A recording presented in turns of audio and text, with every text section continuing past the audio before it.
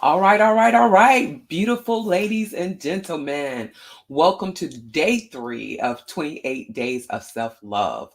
For those of you who do not know who I am, my name is Susan Johnson Bennett, and I'm live currently in my Position for Increase group. Hi, ladies. I'm also live on Positioning for Increase YouTube channel and my very own personal page. I normally don't share on my personal page, as I said last night, but I felt like the topic that we're covering for the month of February is important, and I was willing to be transparent because I hope to help at least one person. And if we help one person, I'm okay with that. You might just be that person. Thank you, everyone who joined me on previous days. Again, we are on day 3. Thanks for catching the replay. For those of you who watched the replay, I encourage you to continue showing up. If this topic is not for you, or any day's topic is not for you, keep showing up. There might be one that is right up your alley. Thanks for the comments. Those of you have dropped comments inside of the chat, either while we're on replay or while we are live. I really appreciate all of you who are commenting. I do appreciate those hearts and those thumbs up. It keeps me motivated to keep on going, so keep them coming. Our working definition, as we've stated for the last 2 nights, for self-love, according to Merriam-Webster, is having appreciation of one's own worth or virtue. It's having a proper regard for and giving attention to one's own happiness and well-being. So just like we said on last night, repeat after me. My happiness is my responsibility. Yes, my happiness is my responsibility. Also say this after me. My well-being is up to me. So yes, on tonight, it's just a reminder that our happiness is our own responsibility. It is no one else's responsibility to make us or to keep us happy, for that matter. That's our own responsibility. And our well-being is up to us. So we must take care of ourselves. We talked about it on the first night. If we don't take care of ourselves, we will not be in any position to be able to help anyone else.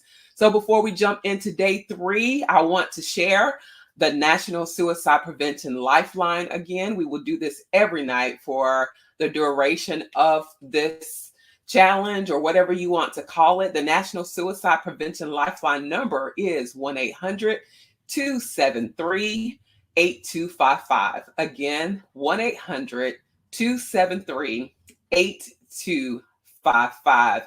And I encourage each and every one of you, if you feel it necessary that you need someone to talk to, that you might be going through something that's really, really tough, you might be having a hard time, reach out to a friend, talk to a friend.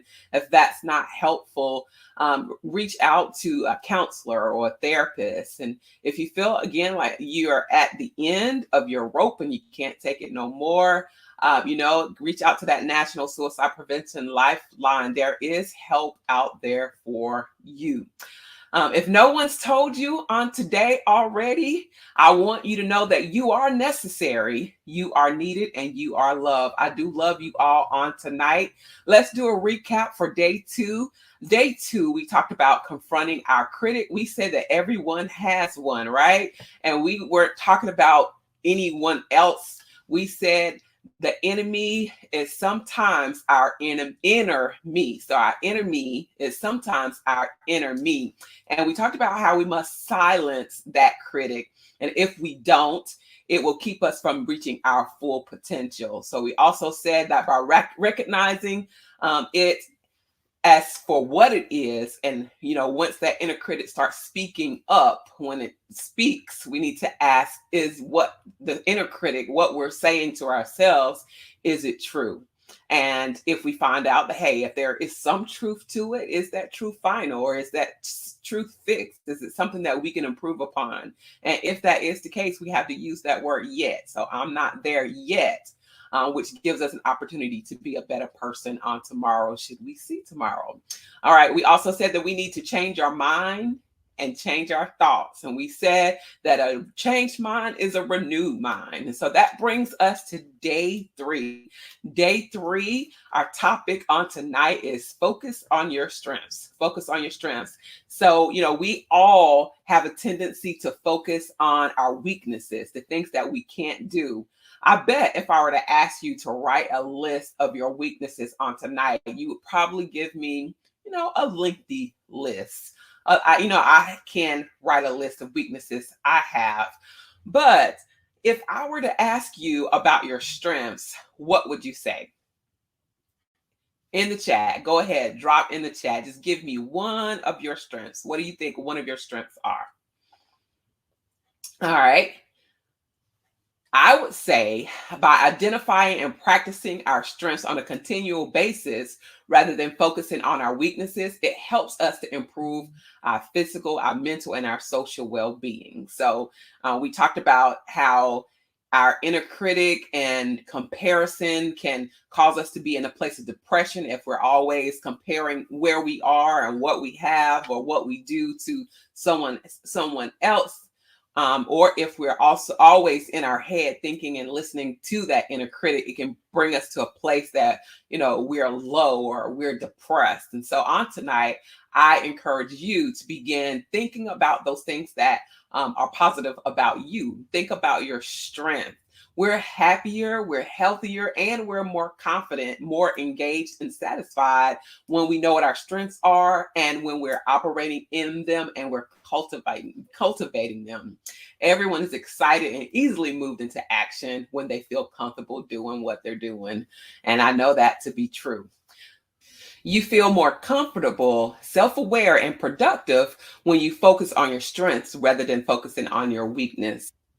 We must learn how to capitalize on our own individual capabilities. And when we're involved in an activity that we're using our strengths, it feels natural to us and we are more inclined to experience accomplishments. Yes. And when we experience accomplishments, that of course motivates us to do more versus when we concentrate on our weaknesses, and that makes us not want to do anything at all. It won't propel us to action if we're always focusing on our weaknesses. It is important for us to determine what our natural tendencies are, where our natural skills lie, and then cultivate them. So on tonight, I challenge you to identify what your strengths are.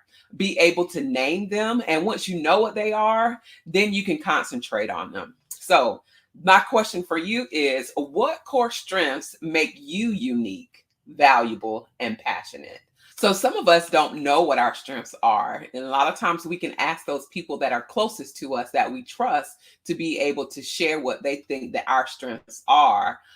People see what you do and they can recognize some of those strengths as well. After they give you an answer, see if that resonates to you. And if it does, continue to cultivate those things. So one of the best parts of cultivating your strengths is that when you do that, once you concentrate on cultivating your strengths, your weaknesses actually improve because you're more willing to give healthy attention to them. So on tonight, I challenge you to identify what your strengths are. I've done a couple of assessments. I am a career specialist. I am a coach. And so I utilize a tool with my students as well as adults to kind of help them identify what their strengths are. I'm going to leave a link inside of maybe the chat, or even in the up above this post. You'll be able to click on that link and you can take the assessment yourself to see if you resonate with the results that they identify as your strengths being after answering the questions. That's all I have for you tonight. Remember, if no one has told you on today, let me be the first to say, I love you. We will be back here for day 4 on tomorrow. I can't wait to see you. If you've gotten some tidbit, a token or something from what was said on tonight, leave me a comment in the chat below. Give me a heart or something. Let me know that you are listening in. I can't wait to see you on tomorrow. Well, not see you, but be with you here virtually. All right. Have some sweet sleep and we'll see you soon. Good night.